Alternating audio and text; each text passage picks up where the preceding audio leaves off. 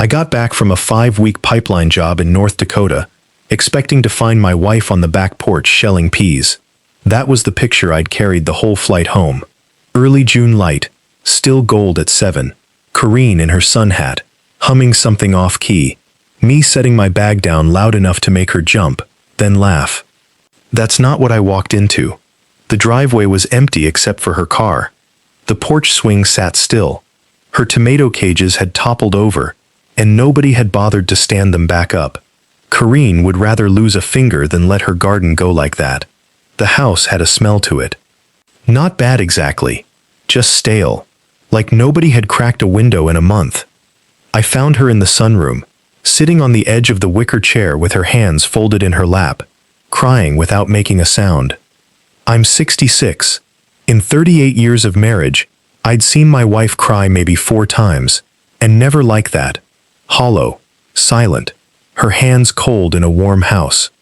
When I asked what happened, she just shook her head. I sat with her almost an hour, holding her hands, not pushing, because I know this woman, and pushing her only ever made her go quiet longer. Finally she said, in a voice I barely recognized, I want to lie down. It wasn't even 6 o'clock, and she walked to the bedroom like someone had been taking something out of her, a little at a time, for weeks. Once she was asleep, I started looking.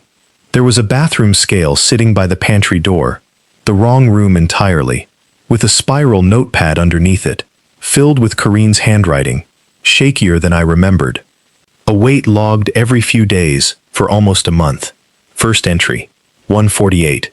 Last entry, 4 days back, 133. 15 pounds off a woman who did laps around the block every morning and could carry a 40-pound bag of birdseed under one arm. My hands, steady through 3 decades of running pipe in Bakken winters, started to shake. The fridge was almost bare. Expired cottage cheese, a half jar of relish, milk gone sour. This from a woman who kept her kitchen stocked, the way some people keep a church clean. In the trash can under the sink, a takeout box from the diner on County Road 6. A name written across the lid in ballpoint. Not Corine's, Priscilla's, my son Nathaniel's wife of 11 years. The one who'd offered so sweetly to look in on her mother-in-law while I was gone. Family looks after family, she'd told me. I'd thanked her for it before I left. I went out to the garage and pulled up the app for the motion camera I'd bolted under the eaves 2 summers back, and mostly forgotten about. I started scrolling through 5 weeks of clips. Priscilla's silver Kia, parked at odd angles that blocked the front window. Coming and going at strange hours. 11 at night, 5 in the morning. Small bags carried in, different bags carried out. One clip stopped me cold. Our neighbor, old Mr. Ashby, walking up with a foil-covered plate. Priscilla meeting him at the door with a tight smile, turning him away, confused, still holding his plate. The next clip, 6 the following morning, showed Priscilla carrying that exact same covered plate back out to her car. I'd been watching my daughter-in-law quietly cut my wife off from every soul on the street who might have noticed something was wrong. I didn't sleep that night. I went through the stack of mail Corrine had left untouched in the basket by the door. Under the electric bill, a letter from our credit union confirming a new joint signer added to our savings account, Priscilla, dated 3 weeks earlier. I don't do online banking. I balance a checkbook by hand. I had signed nothing. Below that, a letter from our brokerage confirming a pending withdrawal from our retirement account. $31,000. Corine's signature already on file. Then a letter from a different lender confirming a $55,000 home equity line opened against the house. I had to stand up and walk the kitchen twice before I could sit back down. At the bottom of the basket was a folded piece of notebook paper, Corine's handwriting, shakier still. A list, in her own hand, of everything she'd signed away over the past month. The last line, written small, like she was ashamed of it. The deed, too. I'm so sorry. I didn't know how to make her stop. I put my head down on that kitchen table and cried the way a man cries when he's just understood something he wasn't ready to understand. My wife had been afraid, alone, in her own home, of someone we'd let in like blood. When the shaking finally stopped, something colder and steadier moved in behind it. I'm not a violent man, but sitting there at 2 a.m, I understood exactly why some men become one. I didn't become one. Instead, I made a list. Attorney Wendell Okafor, first thing at 8. The bank, the minute it opened.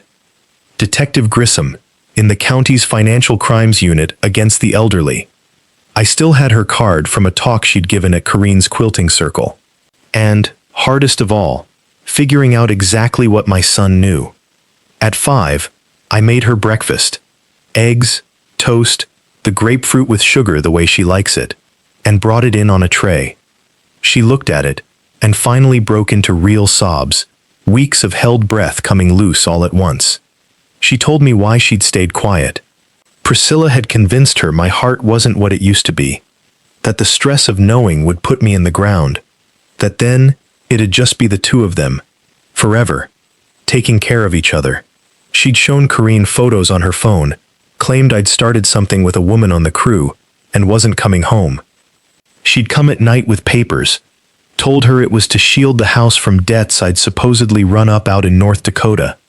None of it was true, and I told her so, looked her dead in the eye, until I watched her believe me again. I locked every door, chained the front, checked every window twice. Stay put, I told her. Don't answer the phone or the door. Let me handle this. But write down everything you can remember. Everything she said, everything she did. We're going to need it. Then I spent the morning figuring out how to pull 5 weeks of camera footage onto a flash drive. At 8, I called Wendell's office. His assistant heard something in my voice and got me in for 10. I called Detective Grissom and left a message.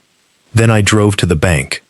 Dolores, the branch manager I'd known going on 12 years, looked at the new signer letter and asked me straight, "Somebody take advantage of your wife, Warren?" Yes. She froze the account on the spot, opened a fresh one in my name alone, and pulled 2 hours of transaction history.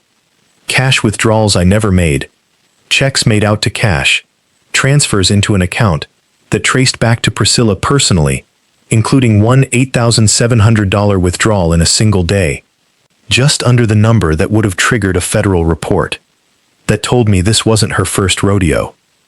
Wendell listened to the whole thing with his eyes shut, the way he always does when he's really listening. When I finished, he opened them and told me plainly, this wasn't a family disagreement. It was several felonies stacked on top of each other, and asked whether I wanted this handled quiet, inside the family, or whether I wanted her facing every consequence the law had to offer. I thought about my grandkids, 6 and 3, kept away for 5 weeks over a made-up stomach flu. Every consequence, I told him. Then we do this right, he said. No confrontation. Nothing that tips her off. Give me 48 hours to build something airtight. Priscilla called 5 times that first day. Sweet voice, worried voice, loving voice. We let everyone go to the machine. Kareen closed her eyes each time the phone rang. The next morning, my son Nathaniel got back from a week working a job site upstate.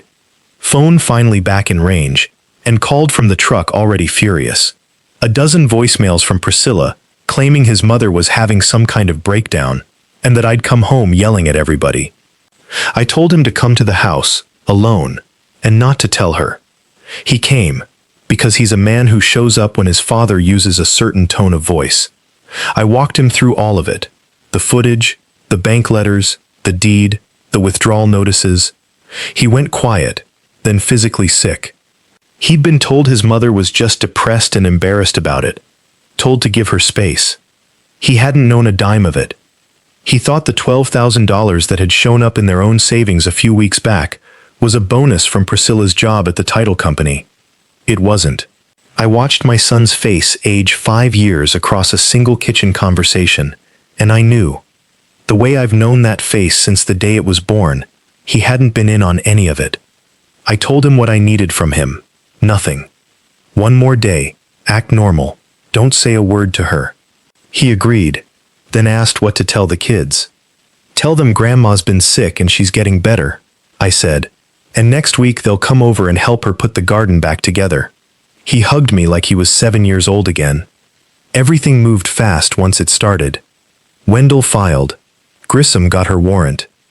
They picked Priscilla up at the title company on a Thursday afternoon, walked her out past every coworker she had.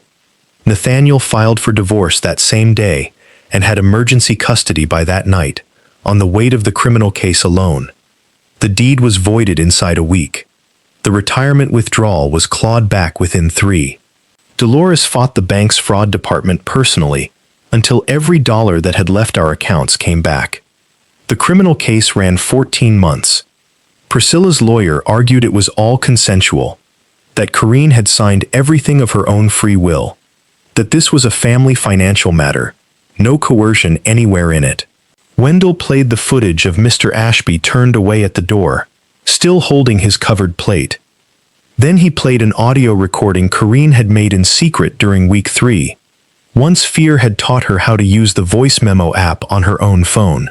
Priscilla's voice on the tape, sweet as ever, telling her she'd never make it through another winter on her own, that she'd already lost the ability to cook right, that when I came home, I'd just put her somewhere and forget about her, that Priscilla was the only one who'd ever really look after her. So sign the paper. Priscilla was sentenced to 7 years, would serve at least 4.5, owed every dollar back with interest, and was barred from coming within a quarter mile of Corrine or the grandkids for life.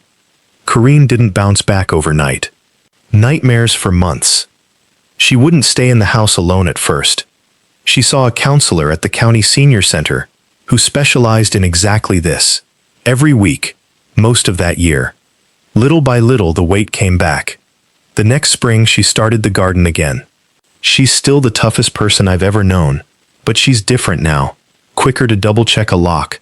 A little more careful about people who show up a little too generous, a little too soon.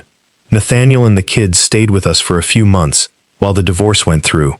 His old room, the grandkids in the guest room, Saturday mornings loud with flour and cartoons. He and I rebuilt the porch swing frame that fall, mostly in silence. Somewhere in the sawdust, we found our way back to something like okay. I think about that flight home from North Dakota more than I probably should. Picturing my wife safe among her tomato cages, having no idea what I was actually flying toward. What I learned that year is this. Everything that happened to Corrine happened because somebody made a choice. Priscilla chose to volunteer. She chose to walk in with that first set of papers. She made 100 small choices across 5 weeks, and every one of them was a door she could have turned back through and didn't. And every good thing that followed was a choice too. Wendell picking up the phone before 9 in the morning. Dolores deciding to fight for 2 people she'd known a dozen years. Old Mr. Ashby trusting his gut about a plate that never should have come back to his own kitchen. Corrine at 64, terrified, figuring out how to record a voice memo because some part of her knew she'd need proof someday. There's no luck in this story anywhere. There's only what people do when nobody's watching, and what they do the moment somebody finally is. If you've got parents in their 60s or 70s, even the sharp ones, even the ones who swear they're fine, check on them yourself, not through whoever so kindly offered to check on them for you. Show up without calling first. Ring the landline, not just the cell. Notice if the handwriting on the grocery list has started to shake. Notice if the garden's gone to seed. And if you're the one in your 60s or 70s, if someone in your life has quietly started managing who gets to reach you, answering your phone, turning people away at your own front door, telling you things about your husband or your kids that don't sit right in your gut, trust that feeling. Find a way to make one phone call. Leave a note somewhere it'll be found. The person who loves you from far away wants nothing more than to know. And get a camera, a cheap one, bolted under the eaves, gave me 5 weeks of proof that put someone behind bars. You don't have to check it every day. You just have to have it there. A month after sentencing, Corrine and I were out staking the new tomatoes on a cool, bright April morning. She straightened up slow, the way she always does now, dirt on one glove, and told me what had kept her holding on through all those weeks alone in that house. I kept telling myself, he's going to come home, and he's going to know. I set my trowel down for a second. I came home, I told her. I always will. I know, she said, and went back to the tomatoes. So did I. The light was thin and gold, and the plants were young and green, and my wife was right there beside me, and we were home.